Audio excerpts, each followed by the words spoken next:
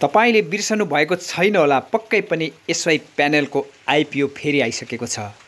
SY panel Nepal लिमिटेडले यही कार्तिक 19 गतेदेखि IPO निष्कासन गर्ने भएको छ। कम्पनीले सर्वसाधारणका लागि यो आइपिओ निष्कासन गर्न लागेको हो। यस अगाडि नै अन्य प्रभावित र वैदेशिक रोजगारका लागि यो आइपिओ निष्कासन भइसकेको छ। यो आइपिओमा कार्तिक 19 गतेबाट कार्तिक 23 गतेसम्म आवेदन दिन सकिनेछ। यसमा न्यूनतम 10 कितादेखि अधिकतम 10,000 कितासम्म आवेदन दिन सकिनेछ। सिआसबा प्राप्त बैंक, वित्तीय संस्था तथा मेरो सेयर एप मार्फत तपाईहरूले यो सेयर भर्न सक्नुहुन्छ।